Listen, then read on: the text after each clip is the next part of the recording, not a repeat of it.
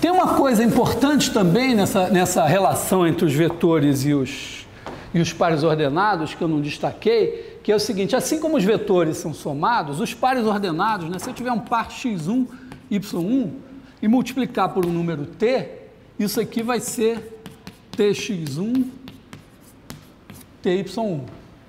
Se eu pegar o x1, y1 somar com o x2, y2, isso aqui vai ser o x1 mais x2, y1 mais y2. E o que é interessante é o seguinte, que se eu pegar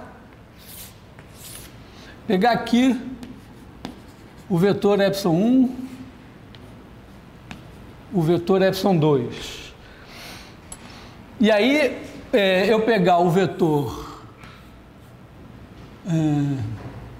sei lá, v1 e o vetor v2. Então, ó, eu formo aqui vetor v1 mais v2. As coordenadas dele são essa daqui, essa daqui. Quer dizer, v1 mais v2 é igual a alguma coisa vezes ε1 mais alguma coisa vezes ε2. Agora, observa que o v1, ele é v1 é igual a x1 ε1 mais, menos isso, né?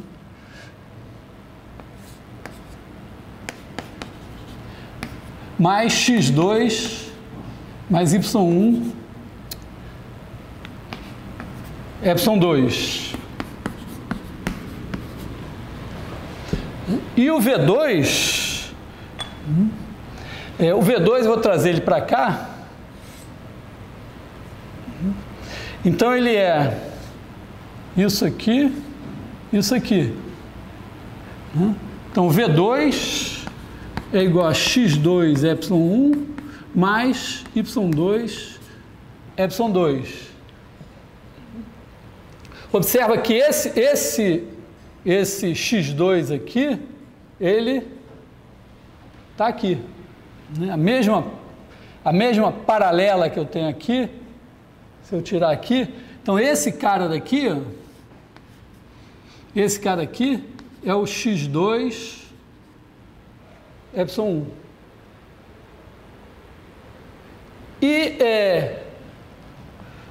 aqui, ó, essa paralela aqui e essa aqui vão dar aqui o cara do mesmo tamanho.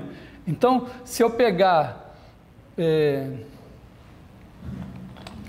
esse cara daqui, ele é o y2 ε2, que é o mesmo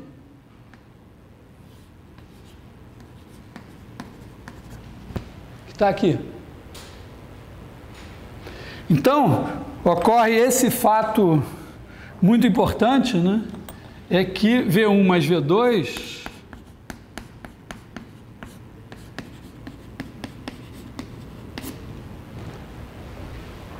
então, quando eu somo os vetores, se eu pegar as coordenadas, fixar uma base, então eu somo o vetor V1 com o vetor V2.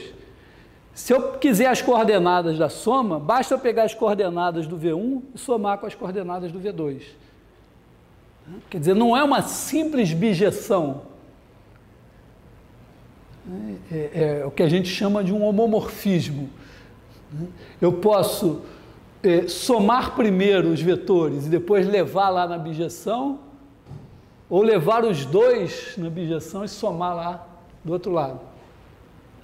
E da mesma forma, essa é mais simples, né? É claro, se eu pegar as coordenadas, se eu fizer t vezes x, ε1 mais y, ε2, esse é mais fácil de ver, né? Se eu pegar um vetor aqui, pegar um vetor v, pegar aqui o TV, é mais fácil de ver que isso daqui vai dar Tx ε1 mais Ty ε2. Então, essa bijeção entre vetores e pares ordenados, ela preserva as operações. Quer dizer, significa essencialmente o seguinte: se olhar aqui o V e o R2, se eu tiver um vetor V1 aqui, um vetor V2 aqui, eu tenho aqui o par x1, y1, o par x2, y2. Eu posso somar V1 mais V2 e procurar o par ordenado lá. Ele vai ser o x1 mais x2, y1 mais y2.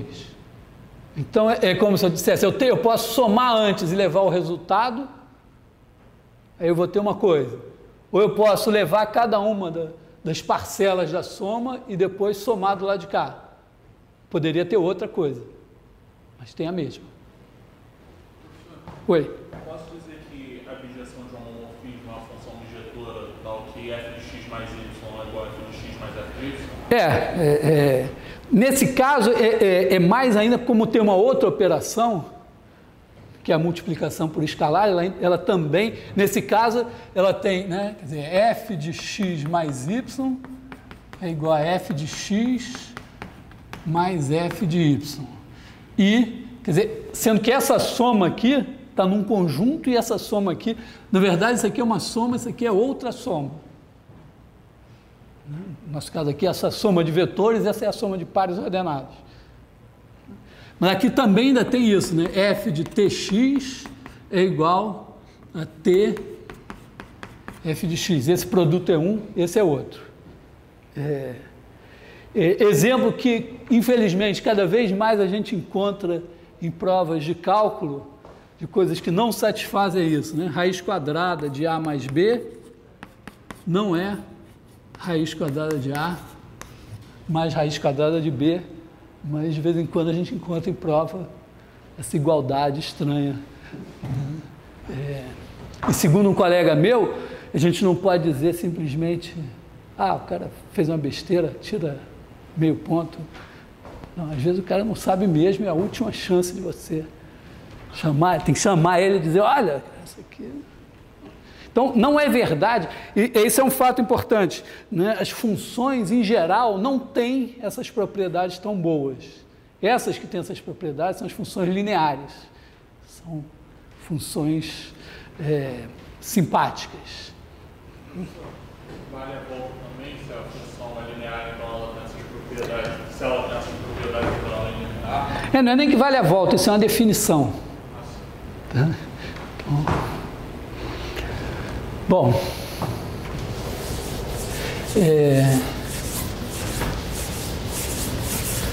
então isso aqui é um pouco, vamos dizer,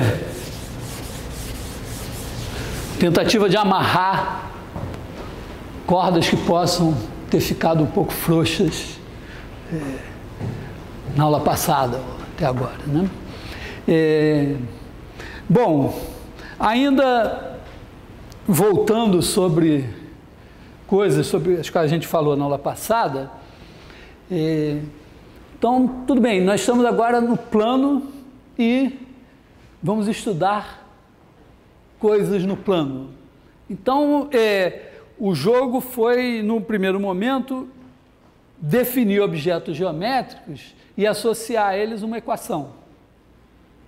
Por exemplo, imagina que você tem aqui o ponto A e o ponto B, e a gente quer a mediatriz do segmento AB. Então, eu quero os pontos P, tais que a distância A é igual à distância B. Então, se eu fixar um sistema de coordenadas, x, y, se o ponto A está dado, eu imagino que ele tem coordenadas x1, y1 conhecidas, o ponto B tem coordenadas x2, y2 conhecidas, e o ponto P vai ser um ponto genérico, ele tem coordenadas x, y variáveis. Então, eu dizer que PA é igual a PB, se traduz como? Eu pego a distância de P a A, vai ser x menos x1 ao quadrado mais y menos y1 ao quadrado, raiz quadrada, é igual a x menos x2 ao quadrado mais y menos y2 ao quadrado, raiz quadrada, que é PB. Então, essa equação aqui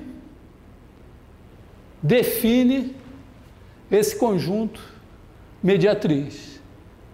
Eu gosto desse exemplo porque ele também nos mostra uma coisa. A gente sabe que a mediatriz é uma reta e que a gente sabe que uma reta é dada por uma equação do tipo ax mais by mais c igual a zero.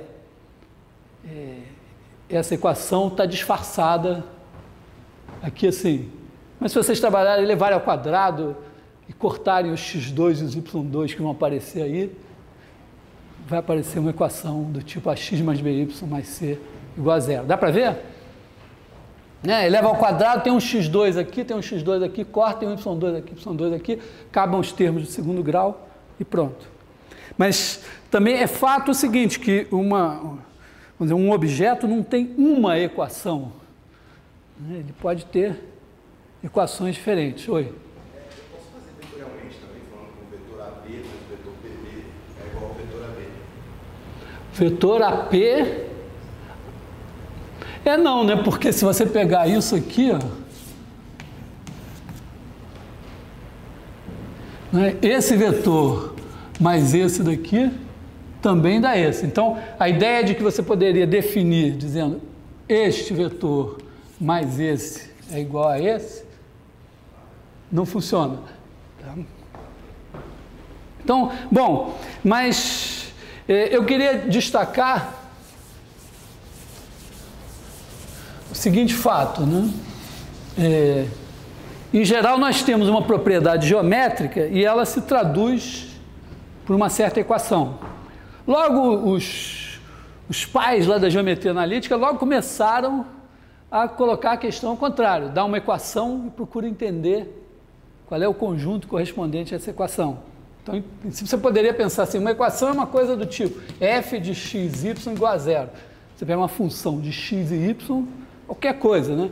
Raiz quadrada de x2 mais 3y4 menos e elevado a x cosseno y. Você poderia botar igual a 2, mas sempre o igual a 2 você pode fazer menos 2 igual a zero. Então, pode pensar assim, é uma coisa do tipo f de x, y igual a c, com c conhecido. Em geral, por que em geral isso vai dar uma curva? Uma coisa que eu não vou fazer nesse curso é definir o que é uma curva. Por incrível que pareça, a definição do que é uma curva é uma definição relativamente sofisticada. Eu diria assim, no momento está fora do nosso alcance, dos nossos conhecimentos matemáticos, embora todos nós saibamos o que é uma curva. Mas, para ter uma ideia assim, de por que isso sempre deve dar, sempre não, mas em geral deve dar uma curva, a ideia é a seguinte, olha, quando você faz f de x, y, você pode, assim como você faz o gráfico de uma função de x, você pode pegar o plano x, y, e aí botar aqui o eixo do z, e para cada ponto x, y, você marca o z igual a f de x, y. Então, isso constrói uma certa superfície aqui, que é o gráfico dessa função f de x, y. Quando você fixa um c, é como se você dissesse assim, peguei um c aqui, e peguei um plano z igual a c. Então, o gráfico f de x, y, que é uma superfície assim, vai ser cortado pelo plano z igual a c, e isso, em geral, dá uma curva. Claro que pode dar um azar e ele tangenciar a superfície, por exemplo, né? Dar um ponto, ou nem tocar a superfície, ou, sei lá, cortar a superfície num par de curvas assim que se cortam e tal. Mas, em geral, o que a gente espera Isso é uma superfície de nível da função f. Então, essa é a abordagem, vamos dizer, geométrica, quer dizer, pensar uma curva como um lugar geométrico, conjunto dos pares x, y que satisfazem a uma determinada equação. Então, quando a gente pensa lugar geométrico, é o quê? É o conjunto dos pontos do plano que satisfazem uma determinada propriedade. Se essa propriedade se traduz por uma equação, então é o conjunto dos pontos do plano, portanto, dos pares ordenados que satisfazem a uma certa propriedade, ou, portanto, a uma certa equação. E você sempre pode dizer, bom, eu pego o conjunto dos pontos do plano, tais que os pares ordenados a eles correspondentes, fixado aquele sistema de coordenadas, satisfazem a uma certa equação. Então, essa, então, é uma abordagem. Isso, por exemplo, vai fazer com que a gente pegue aqui o par x1, y1, x2, y2 e diga, bom, vou simplificar a vida, não quero complicar demais, o par xy, x, y estará na reta que passa por esses dois pontos, C e somente C, aqui eu fiz o desenho melhor possível, né? Y menos y1 dividido por x menos x1, quer dizer, esse dividido por esse, igual a esse dividido por esse, igual a y2 menos y1 sobre x2 menos x1. Chama esse cara de M, e aí você vai ter y menos y1 igual a mx menos x1. Então, essa é uma maneira de pensar as curvas como conjuntos definidos por uma certa equação. Bom, mas nós temos uma outra maneira muito importante também de pensar as curvas, que é pensar as curvas como trajetórias de uma partícula que se move. Então, esse cara aqui está se movendo ao longo do tempo e no instante t ele está numa posição c de t, que é x de t, y de t, desde que eu tenha um sistema de coordenadas x, y. Então, esse aqui é o y de t e esse daqui é o x de t. Então, a gente passa a ter que descrever uma curva por um par de funções e um intervalo de tempo, eventualmente. Não preciso falar da importância desse tipo de descrição. No nosso caso, da reta, então, né, nós pegaríamos aqui o par x1, y1, x2, y2, formaríamos aqui o vetor v de coordenadas. Então, ó, repara, o par, vamos dizer, aqui é o ponto P1 igual a x1, y1, o ponto P2 igual a x2, y2. Eu pegaria o vetor v, que é x2 menos x1, y2 menos y1, e se eu não tivesse já imbuído desse espírito religioso em que eu creio no mistério da Santíssima Trindade, eu já estaria aqui completamente perdido, porque eu estou chamando, né, tem um par ordenado, que é um par ordenado, mas eu estou dizendo que ele é um ponto. E daqui a pouco eu pego outro par ordenado e digo que ele é um vetor. Mas é assim que eu vou trabalhar. Então, nesse contexto aqui, eu pego esse par ordenado e penso como ponto. Nesse contexto, eu penso o par ordenado como vetor. E aí, se eu quiser um vetor, um ponto P da reta, ele vai ser obtido como? Eu pego o par ordenado, P vai ser x1, y1, que é esse ponto aqui, ao qual eu vou somar um múltiplo desse vetor, mais t vezes x2 menos x1, y2 menos y1. E aí, na medida em que t varia em r, de menos infinito a mais infinito, eu vou percorrer todos os pontos da reta. Tá legal? Bom. E, claro, isso nos permite também fazer animações, né? Quer dizer, se eu quiser fazer um ponto andar daqui até aqui, eu pego o intervalo de tempo correspondente, digo, bom, vou fazer todos os pontos dessa reta correspondentes ao intervalo tempo A até B. E se eu quiser desenhar isso, programar isso no computador, não tiver um software que faça isso para mim, eu pego lá o intervalo AB, parto em pedacinhos, o número de pedacinhos vai depender de, vamos dizer, quão boa vai ser a ilusão. Bom, aí temos que saber qual a fração de segundo que a gente deixa de perceber que houve dois pontos diferentes. O cinema, tradicionalmente, usa 24 de segundo, poderia ser mais. Isso tem razão, aí entram razões fisiológicas e tecnológicas, né? O que é aceitável do ponto de vista de criar a ilusão de movimento e o que é factível do ponto de vista tecnológico e econômico. Claro, você pode dizer, isso dá para fazer, mas custa uma fortuna, então vamos fazer um pouco pior, mas que vai custar mais barato e ainda assim vai funcionar.